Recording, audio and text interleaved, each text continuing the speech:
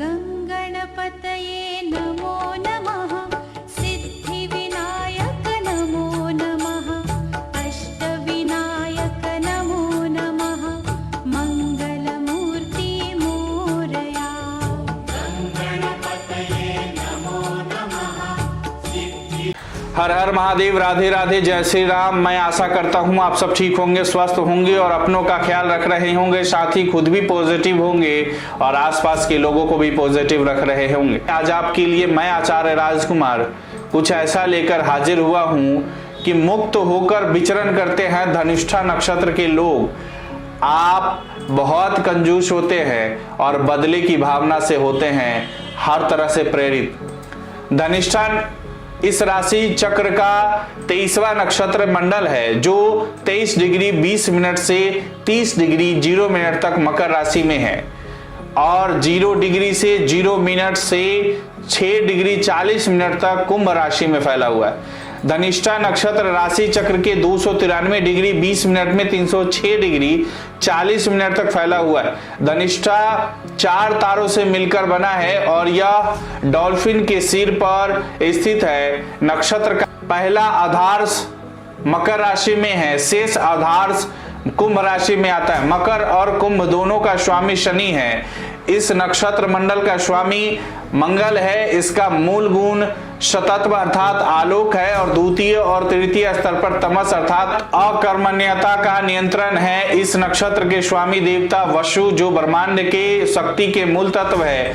इस नक्षत्र का प्रतीक है ढोल, जिसे मृदंग भी कहा जाता है। इस नक्षत्र का प्रेरणात्मक आवेग है धर्म, सम्मान, सिद्धांत। नक्षत्र की पौराणिक कथा और उसकी आकार की बात करें तो धनिष्ठा का प्रतीक ढोल बहुत महत्वपूर्ण है। भगवान शिव का वाद्य है डमरू अर्थात एक छोटा सा ढोल।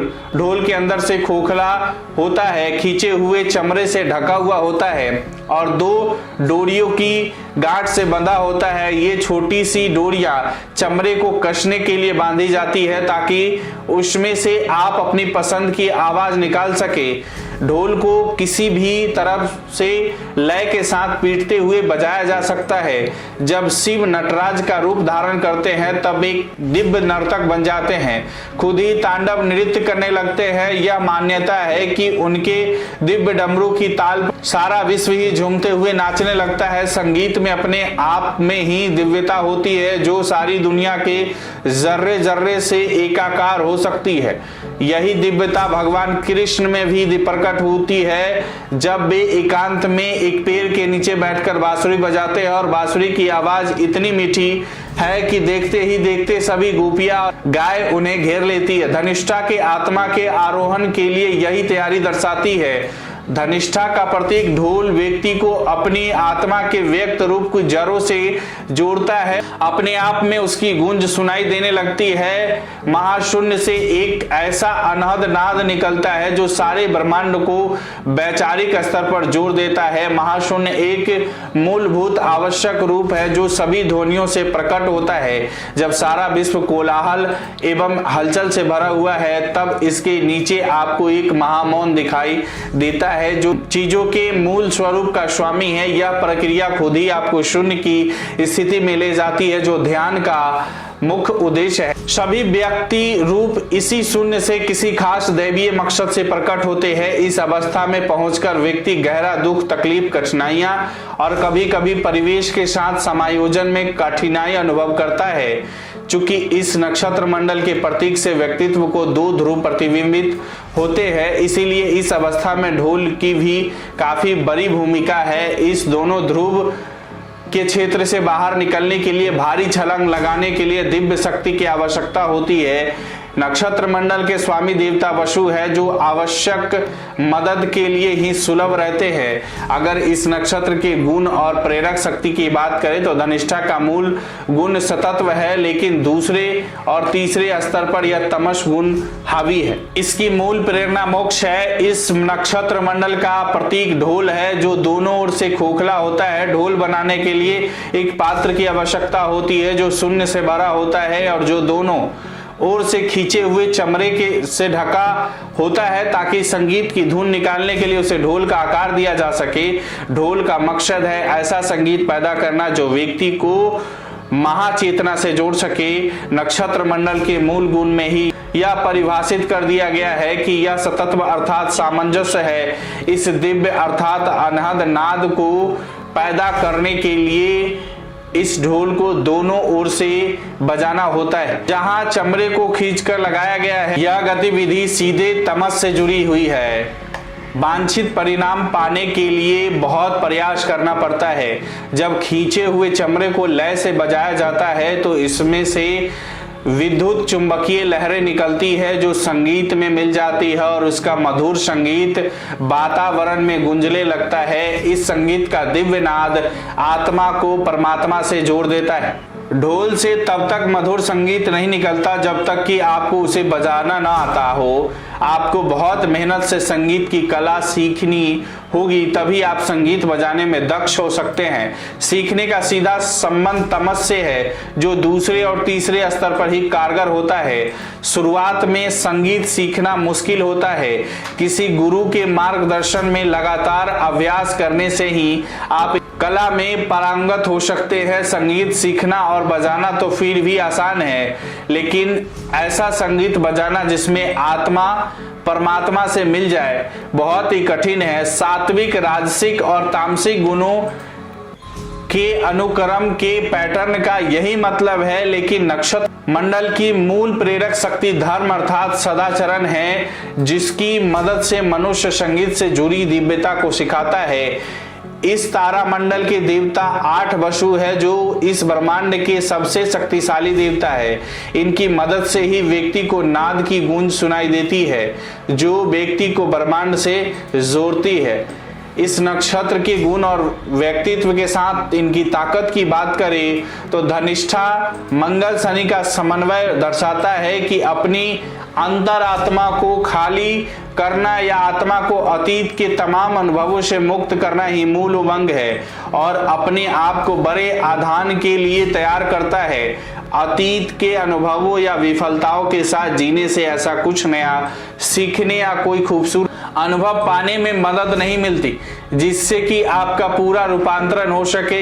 यह सच है कि इस चरण में आप तभी पहुंचते हैं जब तक बेहद तकलीफ, निराशा, हताशा और अकेलेपन के दर्द से गुजरते हैं।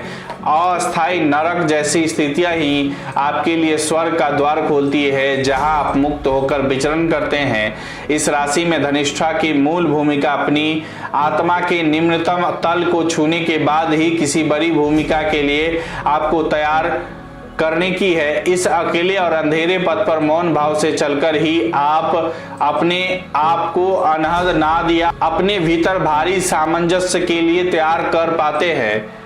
शनि की राशि का मुख्य काम आपको हर तरह के दुखों और कष्टों से गुजरना है ताकि आप सामान्य अनुभवों से गुजरने के बाद अपनी आत्मा की ऊंचाइयों को छू सके। धनिष्ठा मंगल शनि के समन्वय से आप में कुंभ राशि के प्रभाव से एक अलग तरह की चुंबकीय लहर पैदा होगी। कुंभ राशि को मानवता की राशि माना जाता है और यह एक ऐसे घड़े का प्रतीक है जो दया, उदारता और कृपा से लबालब भरा हुआ है। इस तालाब को बारिश की ताजी फुहारों से भरने के लिए आकुल है, बशर्ते यह अपने आप को खाली करके महाशून्य पैदा कर ले। तभी ध्वनि की तरंगे सारे वातावरण को ऊर्जा से भर सकेगी।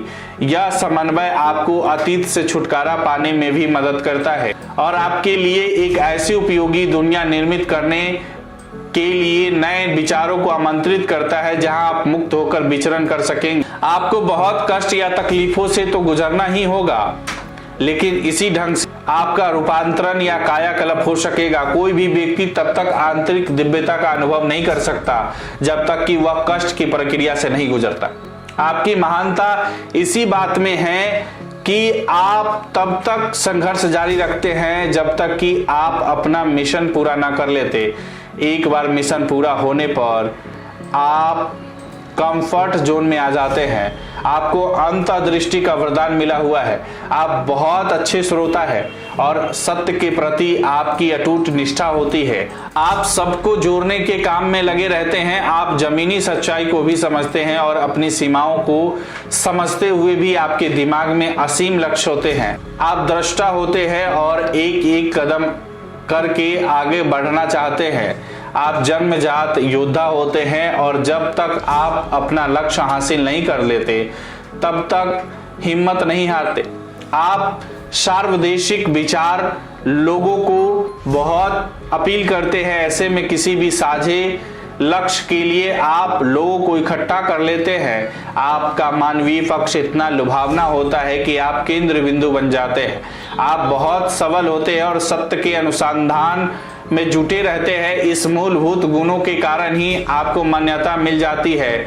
आपको संसाधनों की कमी नहीं होती और यही कारण है कि आप नए से नए क्षितिजों की तलाश में लगे रहते हैं। आपको हमेशा ज्ञान और नवीनता की भूख रहती है, इसीलिए आप सबसे आगे रहते हैं। बुनियादी तौर पर आप में ज्ञान की जबरदस्त भूख रहती है, जिसका उपयोग आप अपने लिए और सर्वजन सुखाय और सर्वजन हिताय के लिए करते हैं।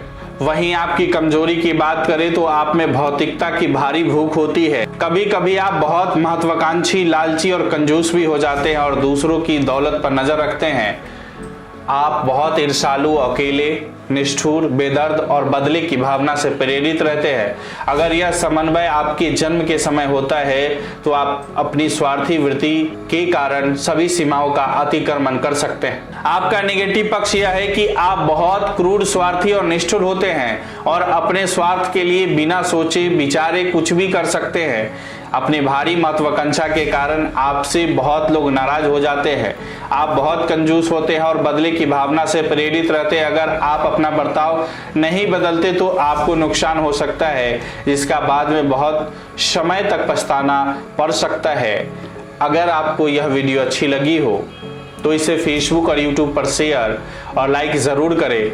इसी तरह और भी वीडियो देखने के लिए जुड़े रहें गणपति ज्योति संस्थान से।